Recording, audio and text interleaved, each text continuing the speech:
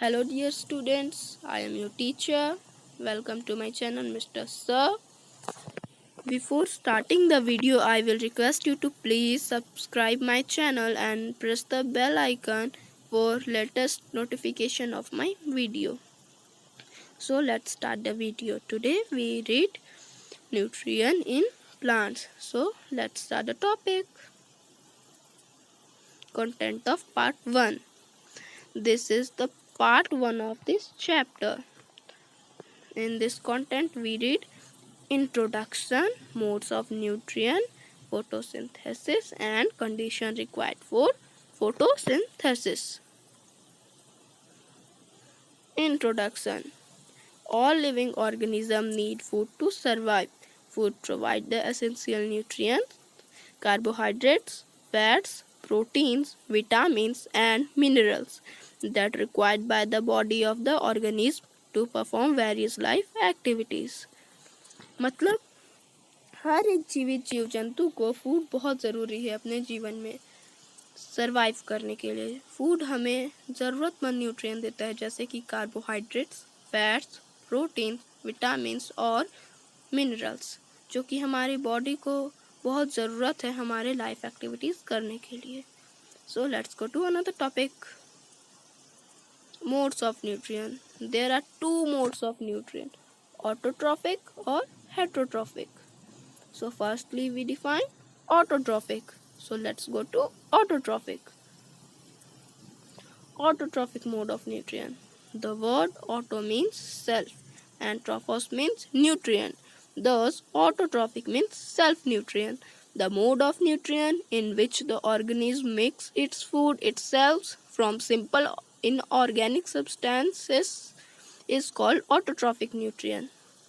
मतलब ऑटो का मतलब होता है खुद और ट्रॉफोस का मतलब होता है न्यूट्रिएंट और ऑटोट्रॉफिक का मतलब होता है सेल्फ न्यूट्रिएंट मतलब खुद का न्यूट्रिएंट। न्यूट्रिएंट का वो मोड जो खुद से अपना फूड बना ले ऑर्गेनिज्म, वो भी सिंपल इन ऑर्गेनिक सब्सटेंस से, उसे हम ऑटोट्रॉफिक न्यूट्रिएंट कहते हैं। So this is the short definition of autotrophic mode of nutrient. So let's go to heterotrophic mode of nutrient. Heterotrophic mode of nutrient. The word hetero means other and trophos means nutrient. Thus heterotrophic means nutrient obtained from others. The mode of nutrient in organisms that cannot make their own food and depend on other for their food is called heterotrophic nutrient. This is just opposite to autotrophic mode of nutrient. In autotrophic, the organism make themselves their food, and in this mode, the organism depend on other for their food. So,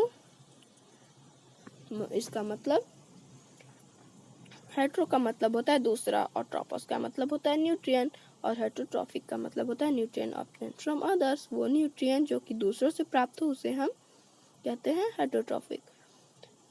nutrient का वो mode जिसमें प्राणी अपना food खुद से ना बना के दूसरे पर निर्भर रहे उसे हम हेटरोट्रॉफिक कहते हैं। So this is the also short definition of heterotrophic mode of nutrient. So we go to photosynthesis. Photosynthesis. The process by which green plants make their food from carbon dioxide and water using energy from the sun is called photosynthesis. Bracket open. Photo is equal to light plus synthesis is equal to make. Bracket close. During photosynthesis, green plants prepare glucose from carbon dioxide and water. These needs pigment called chlorophyll, which takes energy from sunlight. Glucose is used in the synthesis of carbohydrates, fats, amino acids and proteins. मतलब वो process जिसे green plant अपना food खुद बनाता है carbon dioxide और water की मदद से, सूर्य की रोशनी की सहायता से, उसे हम फोटोसिंथेसिस कहते हैं। इसका एक शॉर्ट टाइप का डिफिनेशन भी है। Photo is equal to light plus synthesis is equal to make.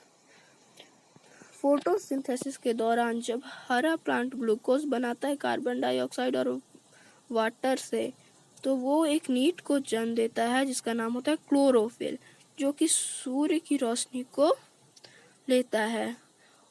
और जो ग्लूकोज होता है वो यूज होता है synthesis of carbohydrates, fats, amino acid and proteins के लिए। So let's go to another topic. For example, जैसे यहाँ हमने एग्जाम्पल भी दिया है फोटोसिंथेसिस का, कि ये एक पेड़ है जो कि सूर्य से एनर्जी ले रहा है, कार्बन डाइऑक्साइड ले रहा है और ऑक्सीजन दे रहा है और शुगर दे रहा है, और ये जमीन से वाटर ले रहा है अपने रूट के जरिए। और इसका फॉर्मूला होता है 6CO2 plus 6H2O is equal to 6, मतलब C6H12O6 plus 0O2। So let's go to another topic. Condition necessary for photosynthesis. Chlorophyll. Chlorophyll is a green pigment present in the cell original called chloroplast or plastids. The green color of the plants is due to the presence of chlorophyll in them. Chlorophyll traps the sunlight energy. This energy is used to synthesize food from carbon dioxide and water during the process of photosynthesis. For example, हमने यहाँ पे एक diagram भी दे रखा है जिसमें दिखा रहा है क्लोरोफिल लीव्स का। ये देखिए एक लीव्स का ये टाइनी पार्ट है शो किया हुआ, जो सनलाइट ले रहा है ऊपर से। इस पार्ट को यहाँ इपीडर्म्स कहते हैं, इस पार्ट को पैलिसेड मेसोफाइल कहते हैं और इसे स्पॉन्जी मेसोफिल। और इन जो छिद्रों को आप देख रहे हैं, इस तरफ से वो ऑक्सीजन छोड़ रहा है और इस तरफ से वो ऑक्सीजन ले रहा है। इसे वेन्स कहते हैं, इसे स्टोमा कहते हैं, इसे फ्लोएम कहते हैं, इसे जाइलम कहते हैं और इसे क्यूटिकल कहते हैं। और जो जाइलम होता है वो एक चीज में और काम आता है, वो हम आगे पढ़ेंगे। सबसे पहले समझ लेते हैं क्लोरोफिल का मतलब। वो ग्रीन पिगमेंट जो कि सेल ओरिजिनल में प्रेजेंट होता है, जिसे हम क्लोरोप्लास्ट और प्लास्टिड्स भी कहते हैं। जो सिंपली समझते हैं, जो हरा रंग होता है पौधों में वो क्लोरोफिल के प्रेजेंस की वजह से ही होता है। और जो क्लोरोफिल होता है वो सनलाइट एनर्जी को ट्रैप करता है और वही एनर्जी कार्बन डाइऑक्साइड और वाटर से सिंथेसाइज करती है प्रोसेस ऑफ फोटोसिंथेसिस के दौरान। Sunlight. The second topic is sunlight. When sunlight falls on a chlorophyll molecule, its energy is absorbed. This energy makes carbon dioxide and water to combine and glucose is formed. मतलब कि जब sunlight एक chlorophyll molecule पे पड़ता है तो उसकी energy absorb हो जाती है और वही एनर्जी कार्बन डाइऑक्साइड और वाटर से मिलकर ग्लूकोज को बनाती है। So next is carbon dioxide. The green plant takes carbon dioxide gas from the air for carrying out photosynthesis. Tiny pores called stomata, which is present on the surface of leaf and protected by guard cells. The carbon dioxide gas enters the leaves of the plant through the stomata. और यहाँ हमने दिया हुआ है स्टोमाटास का diagram. एक close stomata है और ये ओपन स्टोमाटा है। तो चलिए हम लोग कार्बन डाइऑक्साइड का मतलब भी समझ लेते हैं। जब हरे पौधे कार्बन डाइऑक्साइड को हवा से लेते हैं, क्योंकि उन्हें फोटोसिंथेसिस का एक टाइनी पोर्स होता है जिसे स्टोमाटा कहते हैं, उन्हें बाहर करना रहता है, जो कि लीफ सरफेस पे मौजूद होता है और गार्ड सेल से प्रोटेक्टेड होता है। और जो कार्बन डाइऑक्साइड गैस होता है वो हमारा स्टोमाटा के थ्रू ही लीव्स में अंदर जाता है। So let's go to another topic, water. Water is the next topic. Water is obtained by plants from the soil by root and is transported to the leaves. The vessels that transport and minerals to the leaves are called xylem vessels. जैसा कि हमने पहले कहा था, xylem का एक और use होता है वो इसमें वाटर में। चलिए पढ़ते हैं।